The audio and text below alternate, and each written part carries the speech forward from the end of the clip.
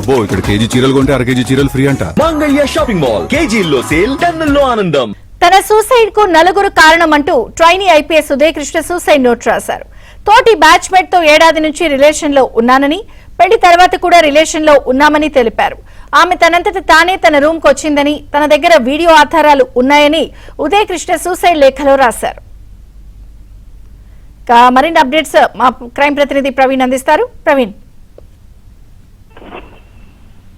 Trainee IPS అధికారి Uday Krishna suicide note వెలుగులోకి వచ్చింది. తోటి బ్యాచ్మేట్స్ తో ఏడాది నుంచి రిలేషన్షిప్ లో ఉన్నట్లు కూడా ఆ సూసైడ్ నోట్ లో కూడా స్పష్టంగా పేర్కోవడం జరిగింది. తన ఆత్మహత్య యత్నంకు నలుగురు కారణం అంటూ కూడా సూసైడ్ నోట్ లో కూడా కొన్ని కీలకమైనటువంటి అంశాలను ప్రస్తావన చేశాడు. పెళ్లి తర్వాత కూడా రిలేషన్ లో ఉన్నాము, రిలేషన్ లో ఉన్నటువంటి సమయంలో ఇద్దరి మధ్య కొంత అంటే వివాదం తలెత్తింది. మరొక వ్యక్తి వల్ల ఒక వివాదం వచ్చింది. అయితే తను చెప్తున్నట్లుగా తను ఎక్కడా కూడా బలవంతంగా రూమ్ లోకి తీసుకెళ్లి తనని భయభ్రాంతులకు గురి చేయడం గానీ ఆ విధంగా చేయలేదు. తన రూమ్ కు డోర్ ఓపెన్ చేయమని చెప్పింది. డోర్ ఓపెన్ చేసిన తర్వాత తనే నా దగ్గరికి వచ్చిన ఆ సమయంలోనే చిన్న గొడవ తలెత్తింది అనేటువంటి అంశాన్ని ప్రధానంగా ఇప్పటికే నోట్లో రాసినటువంటి అంశాలు. వీటికి సంబంధించినటువంటి ఆధారాలు అంటే వీడియో ఆధారాలు కూడా తమ దగ్గర ఉన్నాయి. ఈ విషయాలన్నీ కూడా వాళ్ళ భర్తకు చెప్పడంతో తనపై కక్ష కట్టి పోలీస్ స్టేషన్ లో కంప్లైంట్ చేసి ఎఫ్ఐఆర్ నమోదు చేయించింది. తను ఎక్కడా కూడా ఆమెను ఇబ్బందులకు గురి చేయడం కానీ లేకుంటే ఆమె పైన దాడి చేయడం కానీ బెదిరింపులకు దిగడం కానీ జరగలేదనేటువంటి అంశాన్ని ప్రధానంగా ఉదయ్ కృష్ణ సూసైడ్ నోట్ లో కూడా స్పష్టంగా పేర్కొన్నారు. ప్రస్తుతం అతని ఆరోగ్యం అయితే మాత్రం నిలకడగానే ఉండి ఎలాంటి ఇబ్బంది లేదనేటువంటి అంశాన్ని ప్రస్తుతం వైద్యులు కూడా నిర్ధారించడం జరిగింది. ఇప్పటికే ఒక ఐపీఎస్ స్థాయి అధికారి ఈ కేసుకు సంబంధించి పూర్తి స్థాయిలో విచారణ కూడా కొనసాగిస్తున్నటువంటి పరిస్థితి అయితే కనిపిస్తుంది. Vijay Chandrika. Okay Praveen, thank you. అయితే ఉదయకృష్ణారెడ్డి ఏ తప్పు చేయలేదని, ఆయనపై జరుగుతున్న ప్రచారాలు అన్ని అవాస్తవాలని సోదరుడు ప్రణయ్ కృష్ణారెడ్డి తెలిపారు. మహిళా ట్రైనీ ఐపీఎస్ ఆరోపణలని నిరాధారమేనంటున్నారు.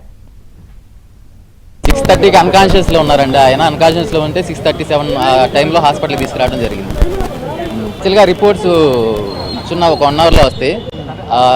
డాక్టర్లు కూడా శానిటైజర్ స్లీపింగ్ పిల్స్ కన్జ్యూమ్ చేసినట్టు ఉందని చెప్పేసి ఆ రిపోర్ట్స్ వస్తే కానీ తెలియదు. ఇవి వచ్చిన తర్వాత ఫర్దర్ ట్రీట్మెంట్ స్టార్ట్ చేస్తారు.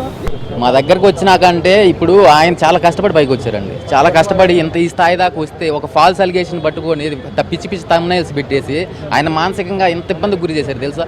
నిన్న ఆయన స్క్రోలింగ్ చూసినాక చాలా బాధపడ్డారు. ఆయన యుఓఎల్ పెట్టుకుని వచ్చారండి. యుఓఎల్ పెట్టుకుని వచ్చారు. ఆల్ ఆఫ్ సడన్ నిన్న ఇట్లా స్క్రోలింగ్ రావటం ఆయన చాలా ఇది. ఎన్పిఏలో ఎటువంటి విచారణ జరగలేదండి. ఆ ప్రాసెస్ ఉంది. అది దాన్ని ఆ కమిటీ ఇంకా విచారిస్తుంది. దాన్ని రిజల్ట్ ఇంకా బయటికి రాలేదు. అయినా కానీ ఇప్పటికీ ఆయన ఇది చేసినట్టుగా కొన్ని కామెంట్స్ కానీ థంబ్నెయిల్స్ కానీ ఆయన క్యారెక్టర్ గురించి తెలిసిన వాళ్ళకి తెలుసు ఆయన ఏంటి అనేది. పిచ్చి ఆర్గ్యుమెంట్స్ పిచ్చి ఒక కేసు తీసుకువచ్చి ఇట్లా చేస్తున్నారు. ఏందో పొరపాటు జరిగిందంటాడు. ఏందో మనకైతే తెలియదు. మా పిల్లోడు ముటికి అటువంటాడు కాదు. మన బిడ్డను నేను అంతల్లా మొదటాంచి కూడా బూతులు మాట్లాడితేమే వాళ్ళు అట్టే అయ్యాడు సైజుద్దాం వాళ్ళు సైజుద్దాం అయ్యేం ఉండవు. సాగుపోతాడు కాదు. తల్లి చచ్చిపోయింది.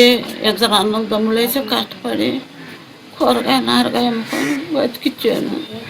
చదువుకున్నారు. ట్రైనింగ్ కూడా అయిపోవచ్చింది. ఇంక 3 నెలలు ఉంది. అది ఏందో నాకు అర్థం కావట్లా. నాకు తెలియదు.